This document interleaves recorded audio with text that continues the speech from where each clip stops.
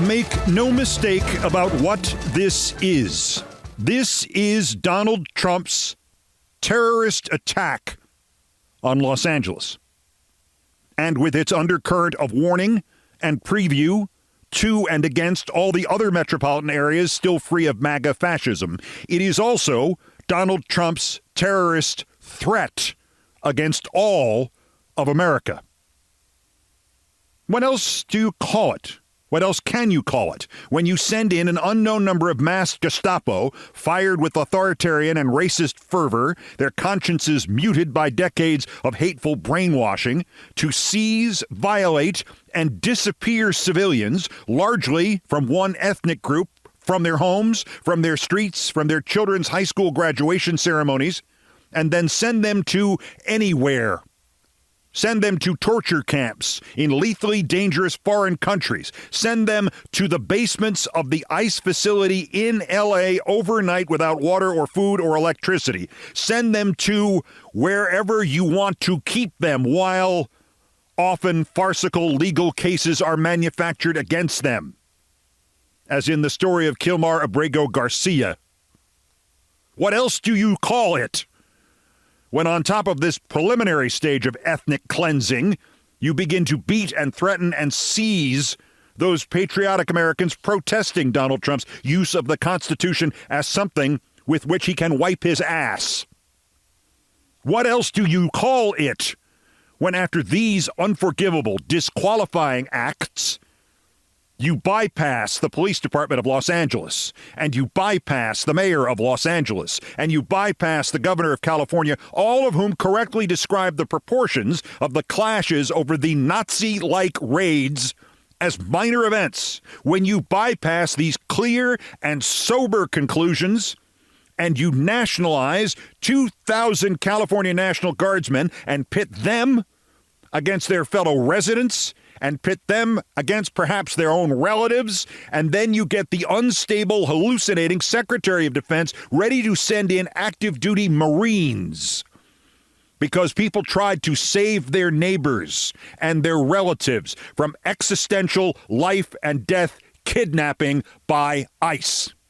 What else do you call it when the fiendish, demented, Hispanic-hating advisor and bigot refers to all of this as, quote, an insurrection against the laws and sovereignty of the United States, when it is, in fact, a handful of people exercising their protected constitutional rights in the parking lot of a goddamned Home Depot?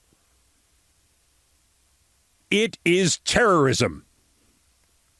It is designed to cause terror and panic. It is designed to either use violence or the threat of violence to effect political change extra-legally. Performed by masked and helmeted, faceless men and women with weapons of war on the streets of America's second-largest city to stage an ICE riot and then show what are literally seconds of self-defense by civilians again and again on what are nominally television news channels now subverted and perverted into propaganda machines, to warn with vague, unstated menace that this will be reenacted every day for the next month in Southern California. And then where? New York? Chicago?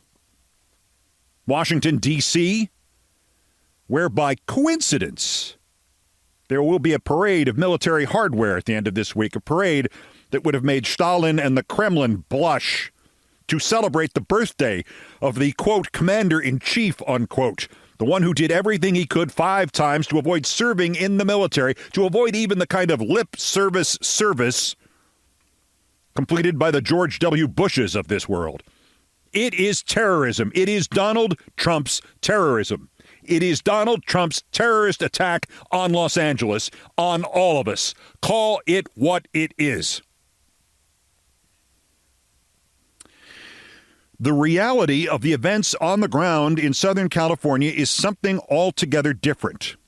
The LAPD, fantastically fascist and reliably racist, almost without interruption, for nearly a century and a half, says there is no threat.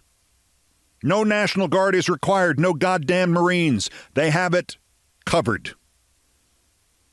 The news in Los Angeles, used to true disaster and threat as recently as the wildfires and as far back as the Watts riot and the Rodney King riot and the Zoot Suit riots, gave as much coverage yesterday to the Pride Parade in West Hollywood, largely because there were more people on the streets at the Pride Parade. The all-news radio station, which will switch to wall-to-wall disaster coverage anytime an earthquake hits more than 4.5 on the Richter scale, moved quickly yesterday from the clashes and the calls from liberal government officials for calm and nonviolence, from the Trumpist deliberate escalation to the Stephen Miller wet dream of using the American military to shoot American civilians on the streets of American cities. They moved from their coverage of all that to reporting instead on a true urgent threat in the community. It is graduation season, and 4,600 customers lost power in Westminster, California over the weekend because too many people lost control of too many metallic congratulations balloons, and they shorted out overhead power lines. That is the reality of what it's like in Southern California right now. It's pretty much like every other day. Send in the Marines to deal with that, Pete Hegseth. Let's see your warrior ethos applied to the fight against shiny, unidentified flying objects that might be an attack, because they're going first for the infrastructure. Let's see Hegseth against the balloons. The warrior ethos, embodied by an idiotic Secretary of Defense who uses more hair product than Lady Gaga. Make no mistake about what this is. I first warned about this sequence of events early in 2016. First, Trump activates racism against Hispanic people or against any people. Then he invents an excuse to demonize them. Then he starts to round them up. Then his cronies profit off the private concentration camps that have to be built for them. Then he starts to round up anybody who tries to defend the rights of his victims. Then he cuts to the chase and sends in the National Guard and finally the Army and hopefully shoots them all. Then he declares there's an invasion and he says the threat he manufactured and the prostitutes in his bureaucracy would nurture and escalate. He says the threat is now national and everyone is now at risk and your Constitution will have to be suspended one right at a time. Trump's attack on Southern California, his invasion of Southern California, means we are at about square two of this sequence. Even the usually hapless Politico made no mistake about what this is. Trump's Rubicon moment, it wrote. Well, it is essential Trump and his dreams of dictatorship do not make it to the other side of that river. But, believe it or not, almost miraculously, there is a way to stop Trump here and now and to destroy his plans and perhaps his presidency immediately. And by chance, this way was voiced before Trump began down the path that will end with either America or Trump here, but not both. This literally came out the day before. It was on Friday. It was in Gavin Newsom's unexpected spine growth and his embracing of something else I have been talking about since 2016. There is one certain, nonviolent, unstoppable way to undo everything imposed upon the people of this long-suffering nation by this dictatorial, fascist, minority bullshit regime. Gavin Newsom and the state government of California have now threatened to lead a tax strike. Newsom and California's state assembly are ready to defund the Trump dictatorship. Donald Trump is threatening to defund California, but it's Econ 101. California is a donor state. We provide over $80 billion more in tax revenue to the federal government than the federal government provides to the people of the state of California. We help pay federal bills. So if Donald Trump's going to continue to threaten 40 million Americans that live in California, maybe we should consider withholding those resources. God, yes. Especially after the ICE Gestapo riots in L.A. There's more.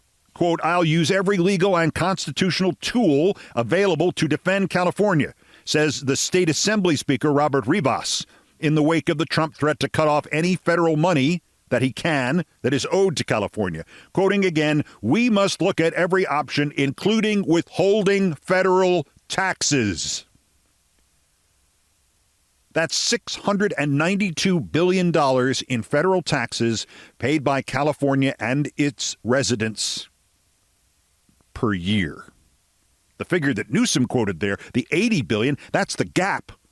$80 billion is what California donates to the red states or has stolen from it by the red states. The actual figure paid every year into the federal government by the state of California is $692 billion. Doge this, Trump.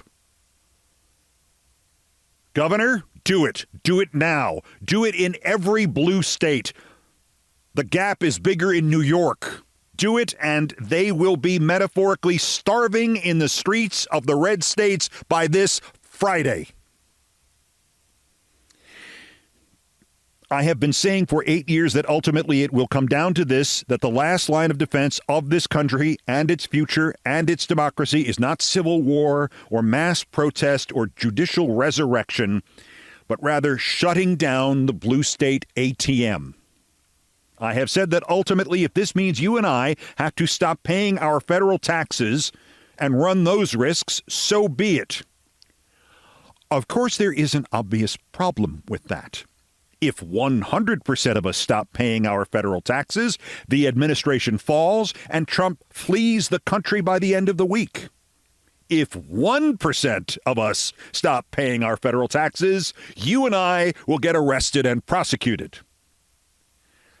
I hate to break this to you, but this is not the greatest generation.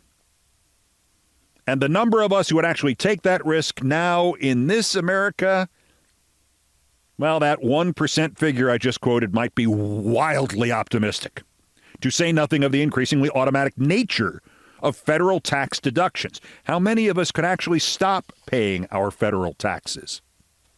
But what Newsom and California Speaker Rivas are talking about is way different and way better and way more deadly.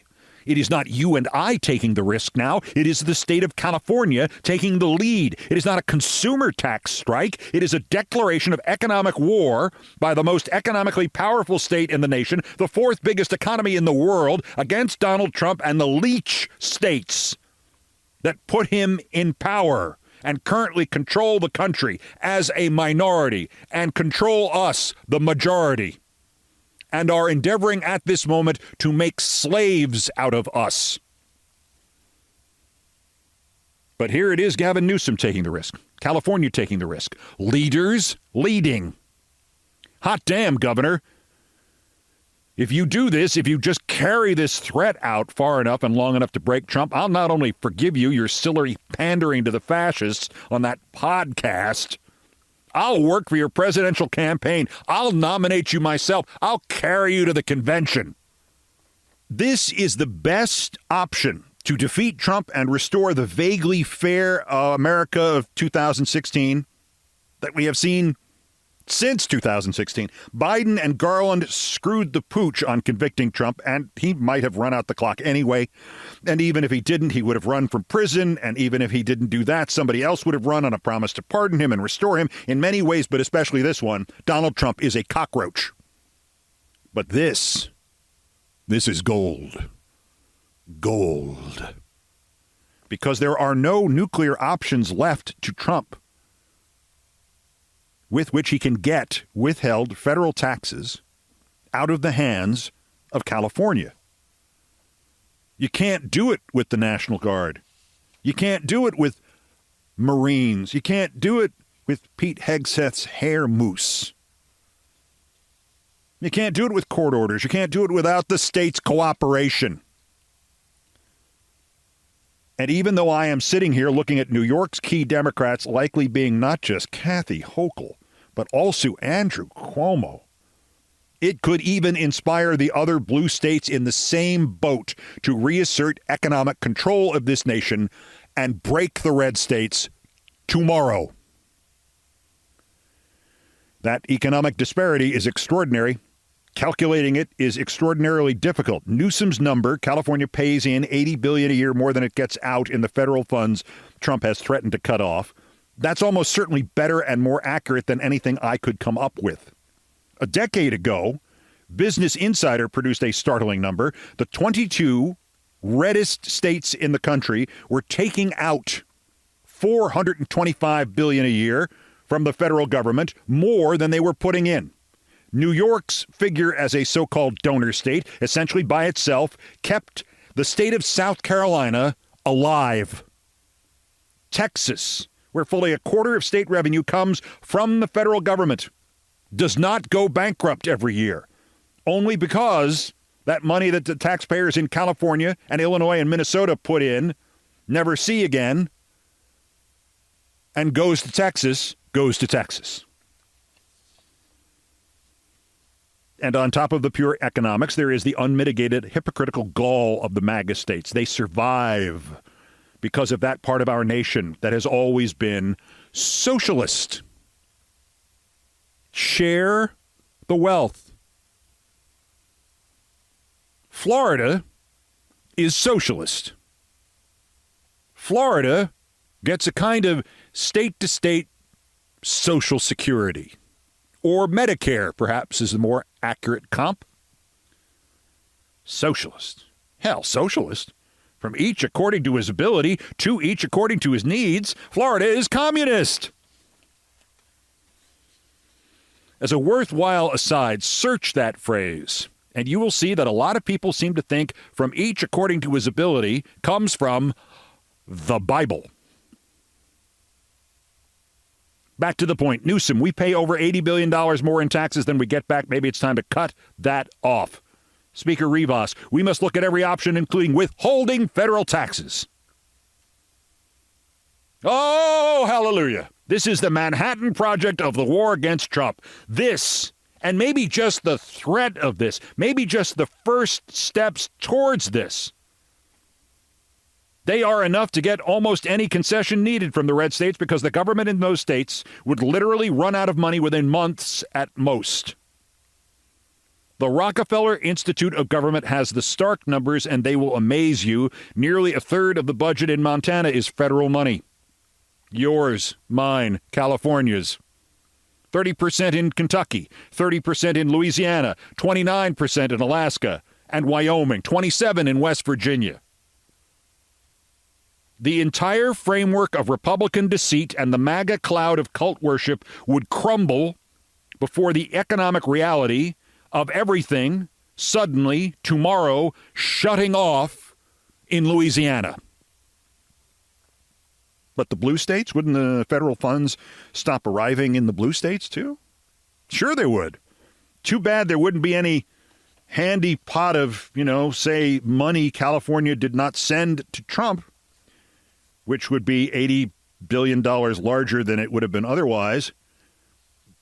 $700 billion probably, just sitting there, because the blue states keep the red ones alive out of patriotism and goodwill. And if Trump really wants to F with our generosity, he will find out. And he will find out so fast that I think historians will never find any trace or record of him or his presidency.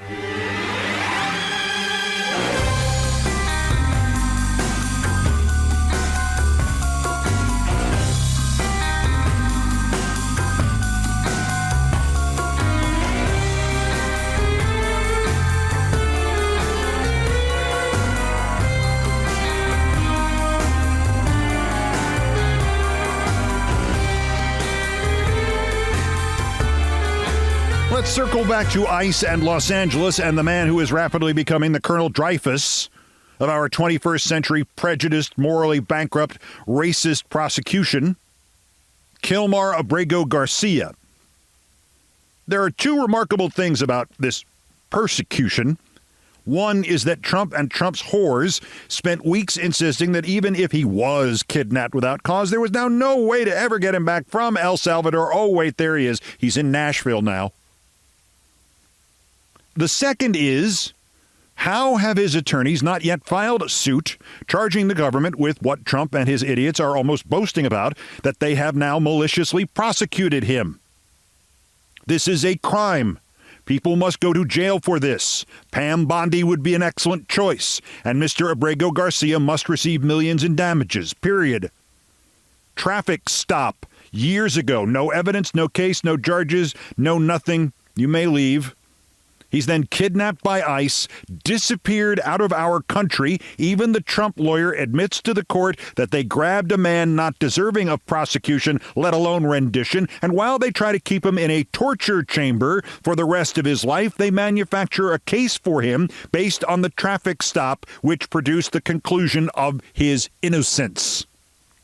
Sue them. Sue them now. Also, you're not paying him his money with any of California's money. As the weekend in L.A. underscored so brutally, ICE is out of control. Its brown shirts are out of control. The fiends directing ICE are out of control. And making it all worse, they are all incompetent morons. They are simultaneously insisting that protesters cannot wear masks nor shield their identities, while insisting that their own agents must wear masks and shield their identities, a violation of every tenet of law enforcement in this country's history. Not protective helmets, not life-preserving vests. Masks. Mask for one purpose. Masks so they can be masked and unidentifiable men with guns who say they are from the government and operating lawfully, except they are dressed as terrorists dress. Online, Trump congratulated his stormtroopers on how well they had done in L.A. He posted this hours before they got there, naturally, because Trump is effing crazy. And Trump unilaterally declared, as dictators do, that masks cannot be worn anymore by U.S. civilians at protests. What do these people have to hide and why? He asked. Ask that of ICE, shithead. Happily, Trump and ICE are so bad at this. Tom Homan said he thinks somebody is going to lose their life during this stuff in L.A. If you want to volunteer, Tom, it's over there. The U.S. Marshal Service has now confirmed it. Last month, while raiding the immigration court in Tucson, Arizona, as cynical and diseased a tactic as could be imagined, ICE seized a U.S. Marshal. He, quote, fit the general description of a subject being sought by ICE. The Marshal Service said, I'll translate that. He was Hispanic. Then there is this buffoon Lyons, who runs the Gestapo, who is complaining about the risks that his bullies and racists are subjected to because they are doing the same thing terrorists do, because they are enforcing, A, laws that are not laws, or B, in the best possible interpretation, they are enforcing laws that are not just, that are not American. This guy went on Fox News and tried to martyr himself over the comments by the mayor of Boston. Quote, what Mayor Wu said was disgusting. She actually compared us to a neo-Nazi group. Here I am on January 6th. Yeah, it was June 6th, and he said January 6th. Here I am on January 6th. The comparison to a neo-Nazi group immediately threw Todd Lyons into a form of Freudian slip in which he thought of January 6th and Trump's other neo-Nazi group. On that subject, it is noted that Trump's main defense for his deliberate inactivity on January 6th was that he had no means of knowing how to call in the National Guard for something that was blocks away from where he was sitting on his fat, useless ass eating cheeseburgers.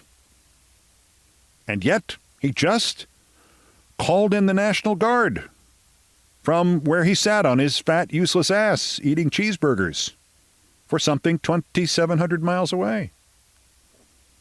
And we've been saying Trump can't learn.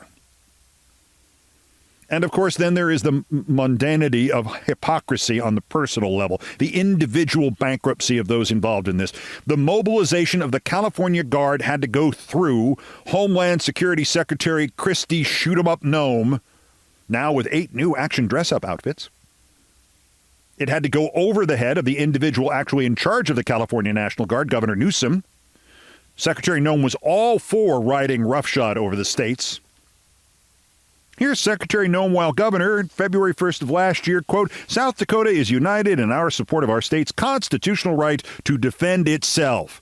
Democrats are encouraging Biden to federalize the National Guard, to take that power away from the states. I will always stand to defend states' rights. Christy Nome, 8:41 a.m., 2/1/24.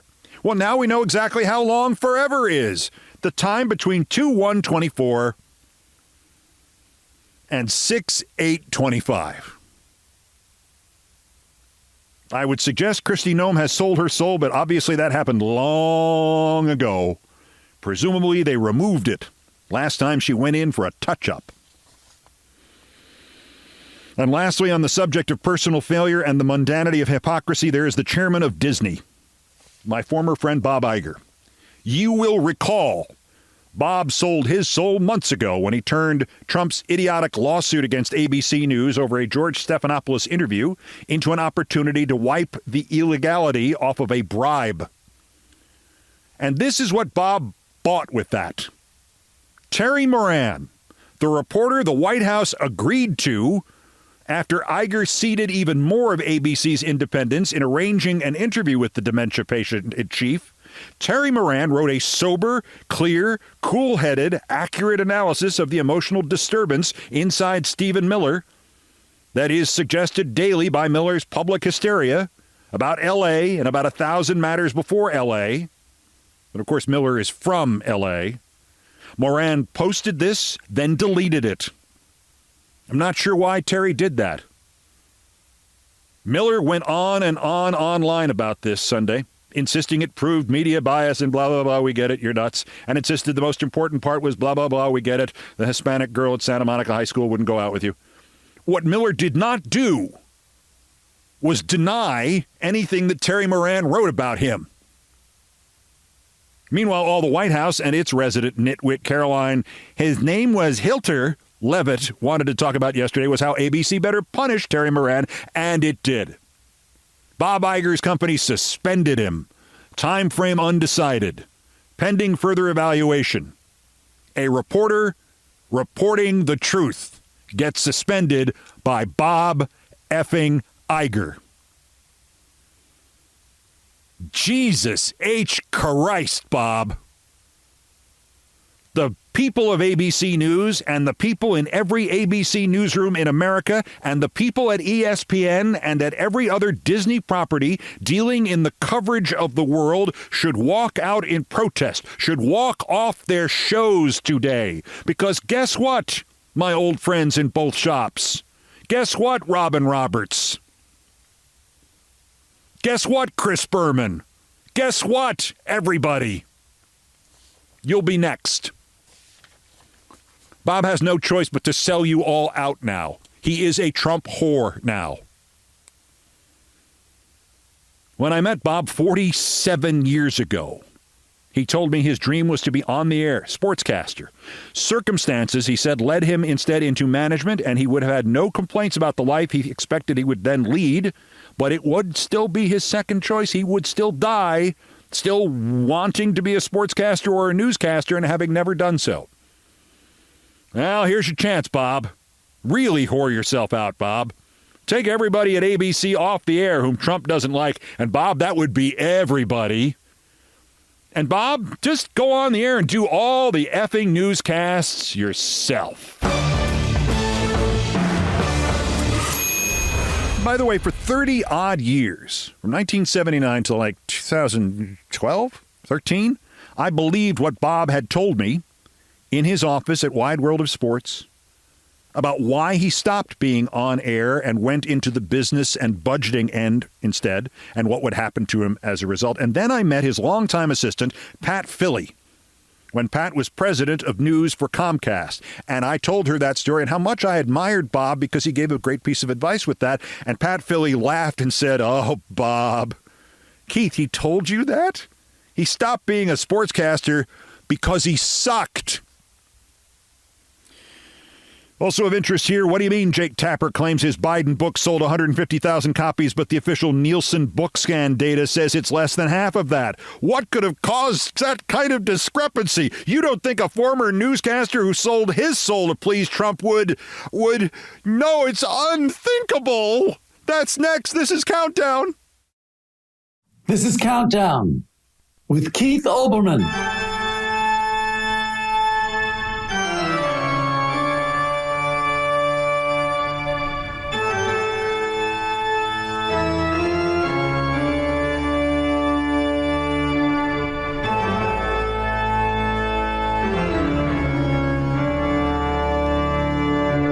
Still ahead on this edition of Countdown, I saw him the other day. A videotape of him. It may not have the biggest audience on YouTube, but my God, if you ever wanted to see one out of every newscast from, say, the year 1978, you now can. And there he was, anchoring the Channel 5 10 o'clock news. And if I didn't find myself on this videotape of that edition of the Channel 5 10 o'clock news, often that year, if you looked in the background of the newsroom shots during the Channel 5 10 o'clock news, you would see me, Keith, the 19-year-old intern. His name was Bill Jorgensen, and in a matter of speaking, he was my first anchor man. Boy, was he terrific and over the top and an inspiration to every one of us who was ever anti-management. You know, like I have been once or twice a week for half a century.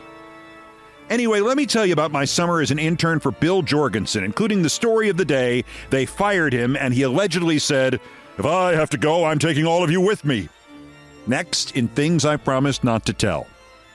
First, believe it or not, there's still more new idiots to talk about. The roundup of the miscreants, morons, and Dunning-Kruger effect specimens who constitute today's other worst persons in the world. The bronze worse, some leftover takes from those with MAGA disease who could not process the Musk-Trump crap.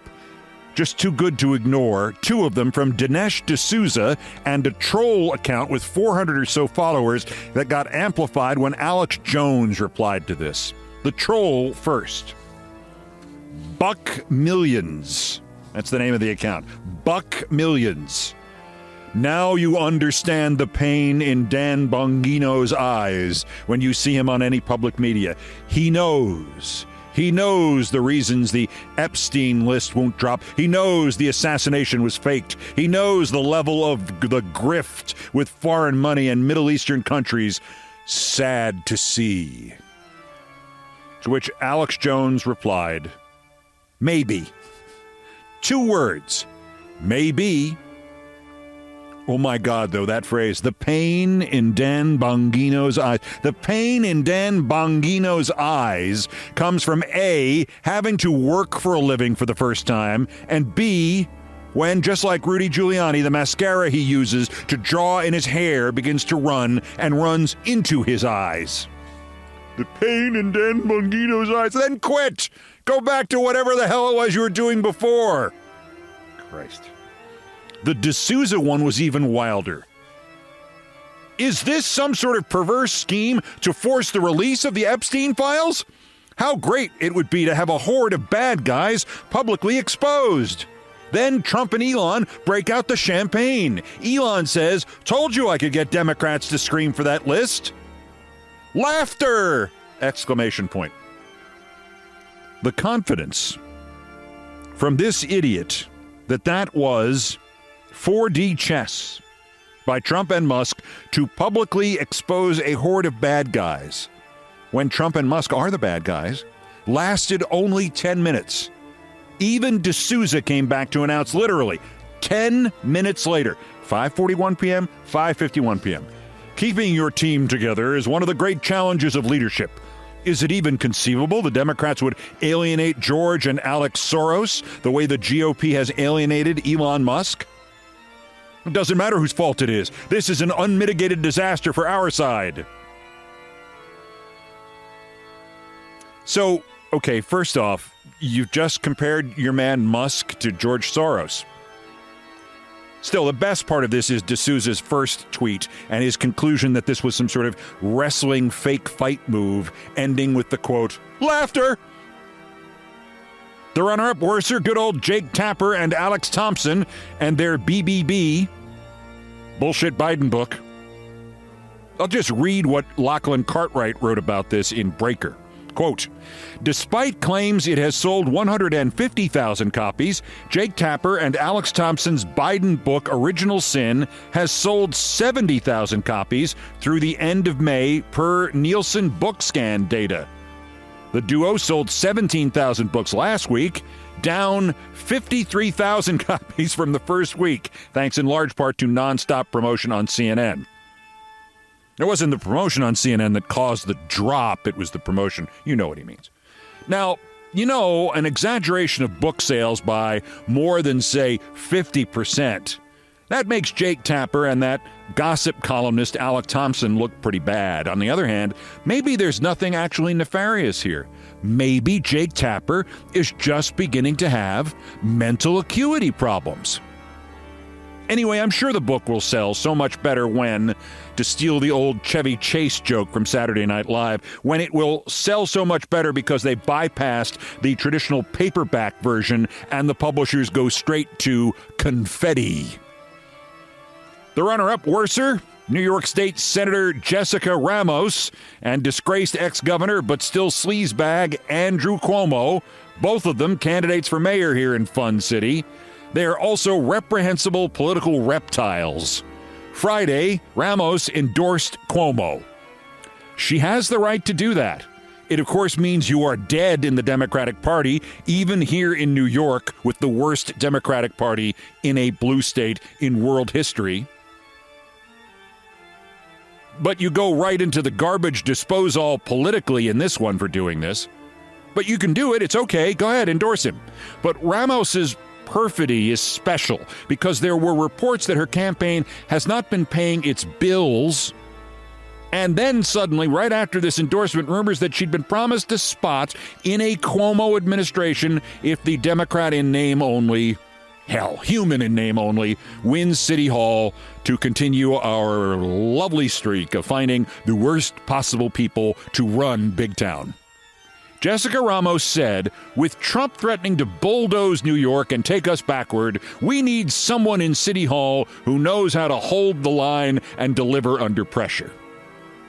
Even that is kind of normal, even though Cuomo is clearly Trump's choice in this election here, and Trump opened an investigation of Cuomo, but not charges, so he can always blackmail Mayor Cuomo with charges into selling the city out to save his own worthless ass. But there's more here about Ramos. The idea that she endorsed Cuomo on June 6th as the best person to defend New York City against Trump. Politico New York reporter Jeff Colton posted this. It was a fundraiser email from Jessica Ramos, that's the same Jessica Ramos, about Cuomo, that's the same Cuomo, on May 15th. Jessica Ramos. Cuomo is the Democratic Party's Trump. Full stop. So on May 15th, Jessica Ramos describes Cuomo correctly as the Democratic Party's Trump. Full stop. June 6th, 22 days later, she endorses him as the only candidate to save New York from Trump. That's the kind of total moral nihilism, total corruption, total hypocrisy that is so rare in today's world. Bravo, Jessica Ramos. You may be too unprincipled even to be a Republican. Jessica Ramos and Andrew, don't worry, I'm not too unprincipled even to be a Republican. Cuomo, today's other worst Bisons in the world.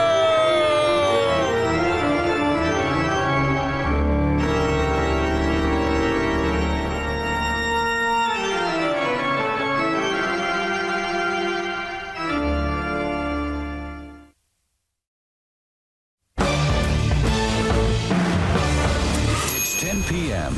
Do you know where your children are? The tragedy on 28th Street with 9 dead. Nixon talks about the dumping of Spiro Agnew. Many lives still on the line in Holland tonight. And for the gossips, Jackie's German Prince. I'm Bill Jorgensen. This is the 10 o'clock news. That was who anchored the newscast on which I was an intern when I was 19 years old. And you can probably understand my uncertainty that I had the skills or the voice or the shock of white hair to last, say, 1 hour in the business. Thankfully, they did not all sound like Bill Jorgensen. He was a news anchorman in Columbus, Ohio in the 50s, Cleveland starting in 1961, and New York from 1967 through 1983. He pioneered the concept of the 10 o'clock news here when all the other stations had network dramas on or reruns. The newscast aimed to tell you everything that happened that day in 1 hour. Seriously, everything.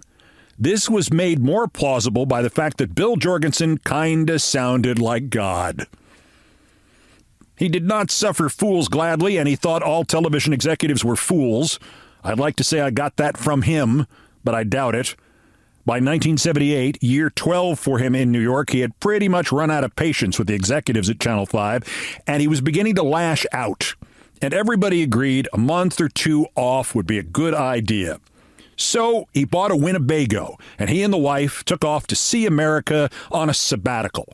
They left about a week or 10 days before my internship at Channel 5 started. My story with Bill Jorgensen can be summarized in 4 phone calls. My first week at the news assignment desk, the phone rings. I have a collect call for anyone from Kansas City, Missouri, from Bill Jorgensen. Will you accept the charges? Impulsively, I made an executive decision. We will, operator. The next voice seemed to be coming not from the phone, not from Kansas City, but from some sort of PA system vibrating above the city from way above my head. This is Jorgensen. Get me Monsky, please. Monsky. Mark Monsky. Or as it said in the credits to our newscast, Mark B.V.S. Monsky, Director of News. Mark B. von Summer Monsky, the boss.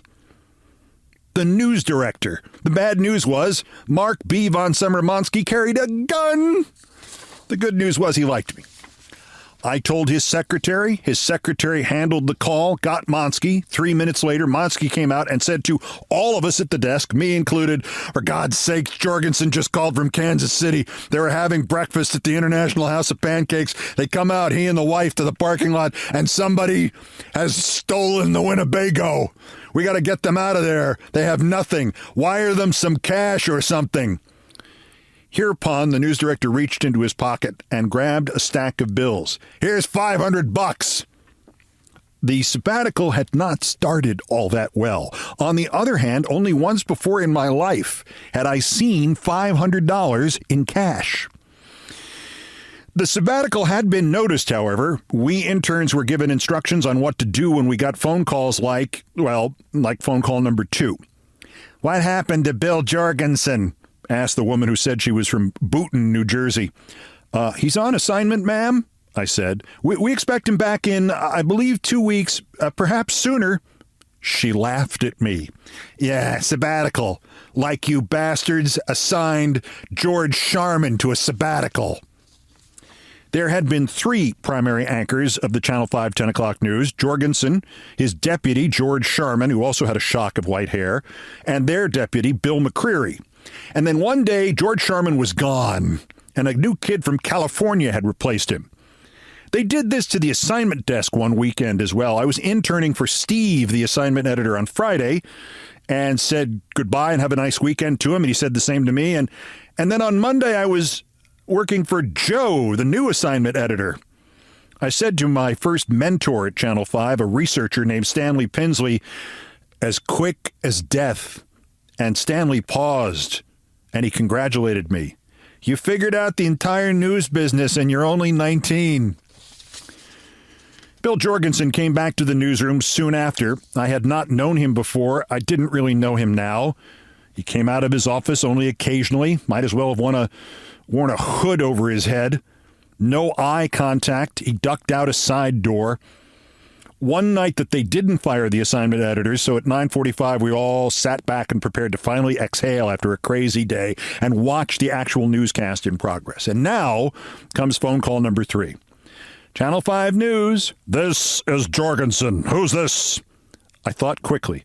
I'm an intern. You wouldn't know me. He thought quickly. Fair enough. Tell Gary K. and Chaffee and Jay. Tell them the elevator to the studio is stuck.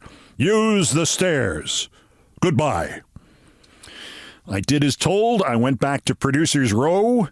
Hey, Bill just called to tell you the elevator to the studio is stuck, so use the stairs. Jay, who I believe was the director that night, looked up optimistically. Is he on it? When I shook my head no, the look of disappointment verging on tears on Jay's face remains to this day indescribable. Towards the end of my internship, things went south with Bill Jorgensen, and he took another sabbatical. Now the newscast was anchored by the kid from California whose name was John Rowland, and Bill McCreary, and they were great to me, as was Bill Mazer, the sportscaster for whom I interned half the time. They were all great to me. My friend Stanley Pinsley was, the writer Bobby Campbell, all of them. Bill McCreary also did the sports on Fridays, and one Friday, he and Bill Mazer were going to both be off, and their backup was too, and they and the sports producer Cliff Gelb decided I should do the sportscast, and they were serious. Mark BVS Monsky told them, no, you're not serious. Even he said, soon enough, kid, you'll do it soon enough. I went back to Cornell for my senior year, and I realized our newscasts, which were unsurpassed for a college radio station, were running at about 9 miles an hour, while Bill Jorgensen's 10 o'clock news was doing 100, 120, sometimes 250 miles an hour. I thought to myself, you're going to have to step it up a little.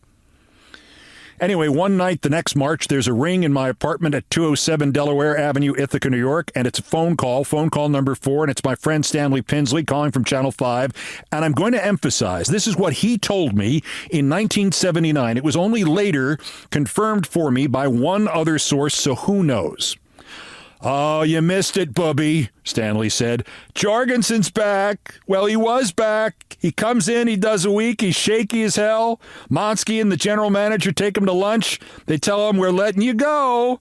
And he's like, okay with it. He's very calm. He has a little meeting with the senior staff, and he thanks everybody. And he apologizes, and everybody goes, hey, it's great. But you know, he just wasn't right, even for him.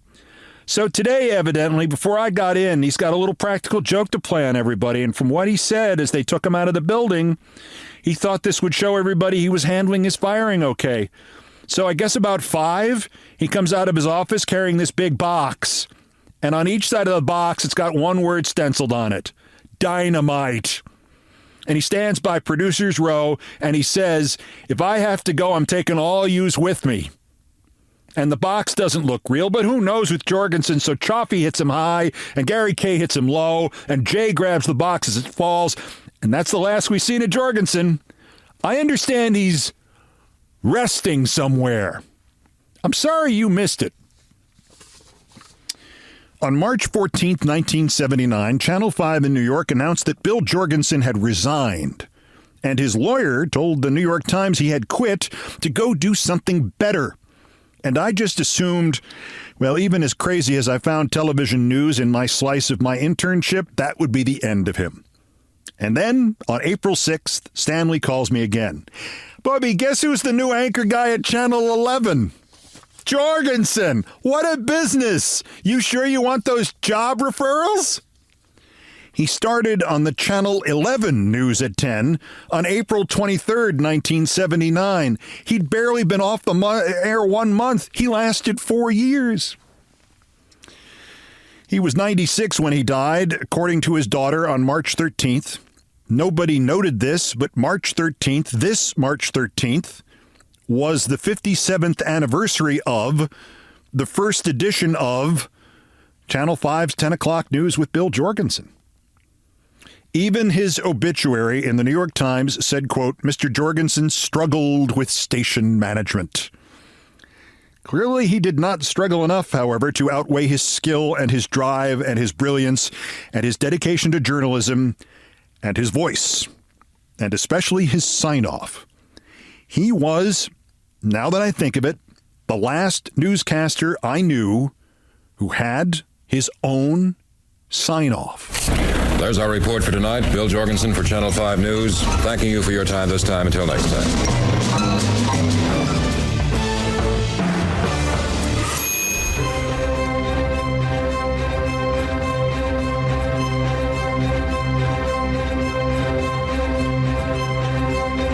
I've done all the damage I can do here. Thank you for listening. He was the best.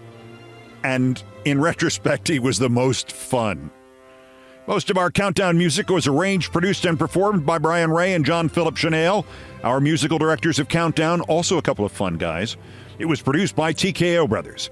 Mr. Ray was on the guitars, bass, and drums. Mr. Chanel handled orchestration and keyboards. Our satirical and pithy musical comments are by the best baseball stadium organist ever, Nancy Faust. The Olbermann theme from ESPN2, which was written by Mitch Warren Davis, appears courtesy of ESPN Inc. That's our sports music. Other music arranged and performed by the group No Horns Allowed. My announcer today was my friend Larry David. Everything else was, as ever, my fault. That's Countdown for today, day 141 of America Held Hostage. Just 1,323 days until the scheduled end of Trump's lame duck and lame-brained term, unless Putin or Musk remove him sooner, or the actuarial tables do, or we do, or a blue state tax boycott and strike do. The next scheduled countdown is tomorrow. For the latest on LA and on a subject that went from a 10 on everybody's radar to a 0. Remember Trump versus Musk? Till the next one, I'm Keith Olbermann, thanking you for your time. This time till next time.